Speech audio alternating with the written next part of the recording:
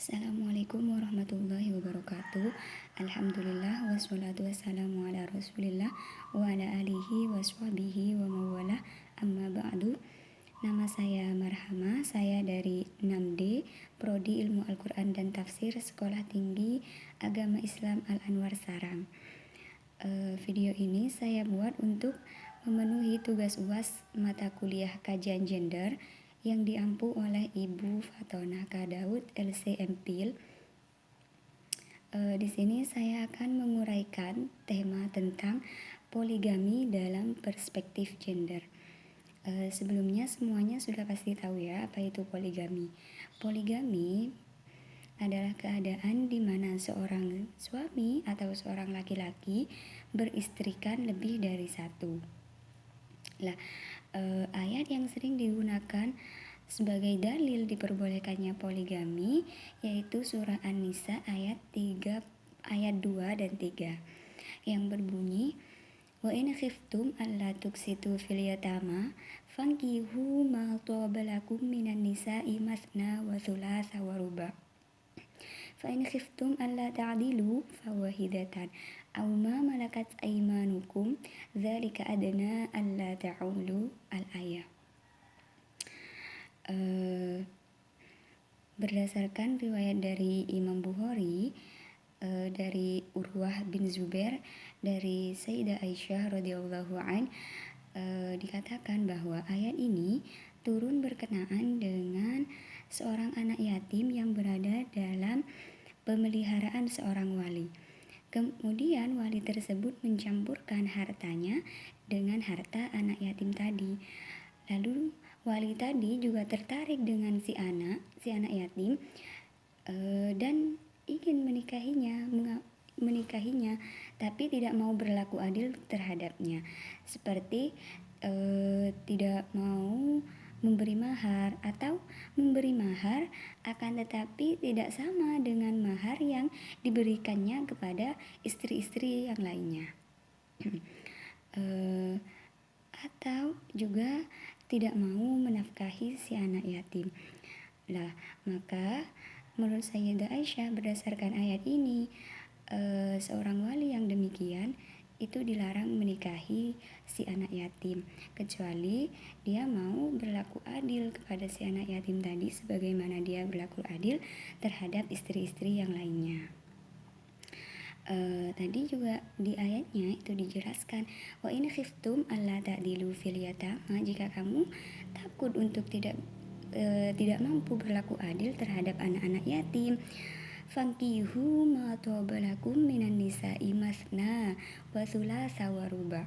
Jika kamu takut untuk tidak mampu berbuat adil kepada anak-anak yatim tadi, nikahilah perempuan-perempuan lain yang sama baiknya, boleh 2, 3 atau 4.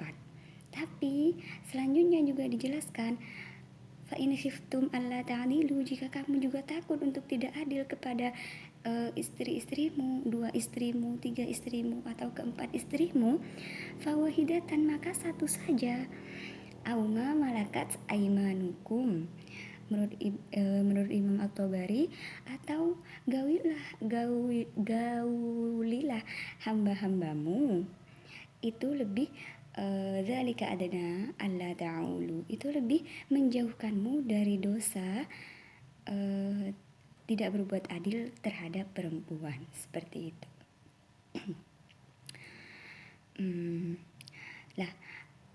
Itu asbabun nuzul dari ayat tadi. Pada umumnya ulama tafsir klasik itu berdasarkan ayat ini itu menyimpulkan mutlaknya kebolehan poligami. Intinya memutlakkan poligami dalam Islam, seperti itu. Berbeda halnya dengan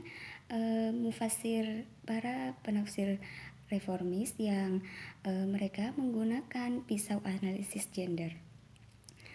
Mereka salah satunya Muhammad Abduh bahkan mengharamkan praktek poligami kecuali dalam hal-hal yang mendesak, seperti si istri tidak bisa memberi keturunan, atau istri tersebut menderita penyakit kronis yang sudah sangat parah, atau si istri sudah tidak mempunyai daya tarik lagi,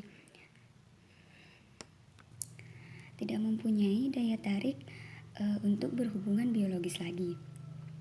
Maka menurut Muhammad Abduh di sini, si istri diminta kerelaannya untuk merelakan sang suami untuk melakukan poligami seperti itu.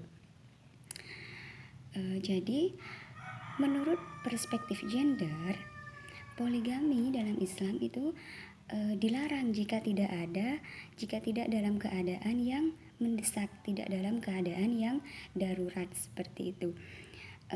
Tapi jika dalam keadaan yang darurat, misalnya si suami sudah menjalankan kewajiban-kewajibannya sementara dia tidak mendapatkan hak-haknya, maka si istri harus merelakan si suami untuk berpoligami seperti itu. Nah, disinilah adanya keadilan dalam sebuah rumah tangga. Si suami mendapatkan hak-haknya dan tapi juga melakukan kewajiban-kewajibannya. Si istri juga mendapatkan hak-haknya apabila dia telah melakukan kewajiban-kewajibannya seperti itu. Mungkin cukup itu yang dapat saya sampaikan tentang poligami dalam perspektif gender.